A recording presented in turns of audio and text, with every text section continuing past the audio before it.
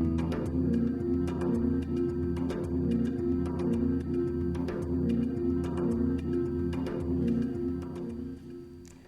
welcome back to Weekend Edition. This is Rehash, where we recap the big stories of the week. So who wants to start? Don't all jump at once. I'll go first. I had some good news this week. We had the State of Public Education by Superintendent John Fernandez, which was actually the same day as the public hearing, but we'll get into that later. So he basically gave us an overview of where DOE is at and where DOE has come over the past few years. And he started out his speech by talking about where he was, or where DOE was when he first started as superintendent, roughly 3 or so years ago. And so when he first started, there was a climate of change. There was a lot of instability at the department, and that has since really transformed to more of a climate of change. There's been a lot of changes, but there's a lot more stability. He also said he knows this might be his last address as superintendent because he is up for renewal, and he may or may not get that contract. But he said he was basically really happy to be working with the department. He talked about a lot of the upcoming projects with core curriculum, with new facilities, with the transition off of high-risk status. He also, at the end of his speech, he focused on teachers, saying that they were the magic ingredient at the department, and also focusing on the students. He's one of the superintendents who's been most interactive with the students. He's really present on social media. He's always out there taking pictures with students and posting it on Twitter. So, he's also getting a lot of feedback from all around the community. So it was interesting, and a lot of good feedback from people who were in attendance.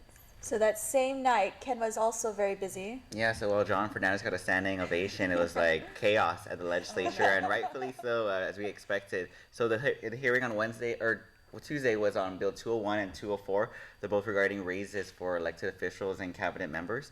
So during the public hearing, right from the get-go, it was intense because all the directors were there.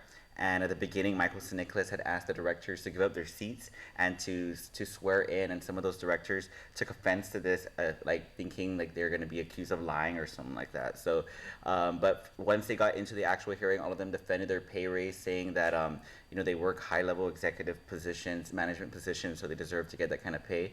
And then among the chaos, though, even Governor Eddie Calvo, he went down to the legislature. It's considered very rare for him to come down there, and he testified.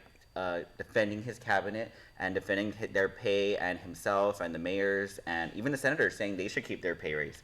And then, but not everyone was against the bill, as some other people like the KUAManians for Fair Government Group, they were down there and they testified saying that this bill would restore confidence back in the democracy and in terms of the pay raises. And I counted, there was like over 100 people. It was crazy. And but interesting though, both bills though will be on session agenda next week. So we'll see what happens to the pay raises. Yeah. And for you, Nestor, CCU meeting? Yeah. The first thing at the CCU meeting they had to deal with was the solar energy. And John Beneventi, the general manager of GPA, explained that they were having some issues, kind of regulating the solar energy because. What they found was when there's cloud cover, and that's often here in Guam, there's a fluctuation in the amount of energy.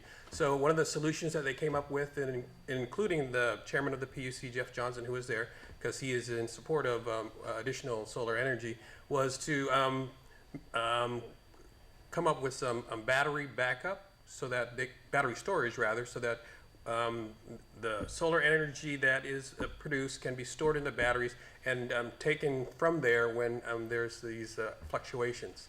That was one. The second story that we did had to do with the Office of Economic Adjustment of the Department of Defense, and that was a report that they released regarding the local impact of the military buildup, and what they essentially concluded was that the federal government is going to have to pay for about $200 million in local infrastructure projects if it wants to maintain that timeline, because the government of Guam does not have the revenues or the capacity to borrow money to pay for those particular projects. One of the concerns of Governor Calvo, though, is there's two projects that are key that he has got some indications that might be some opposition in the Senate, and that has to do with the cultural repository and a specialized public health laboratory.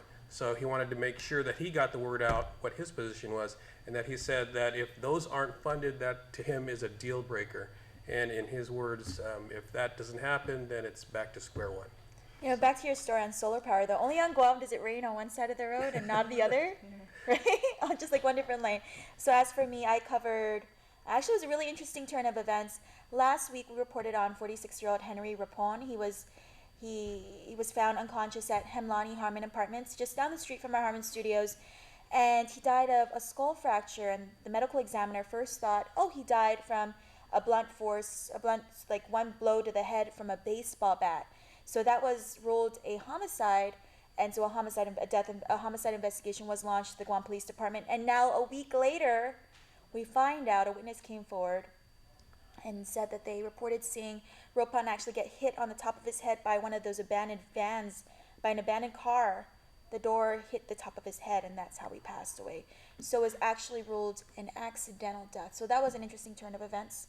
And this week also, KUAM was awarded the Helping Hand Award from Guam Crime Stoppers. We're celebrating their 30th anniversary this year. So KUAM, we're doing a good job. And if you ever have a crime to report, you can call them at 477-HELP. And if you have any news stories that you want us to look into or report, you can message us on Facebook or email us at reporters@kuam.com. More when Weekend Edition returns.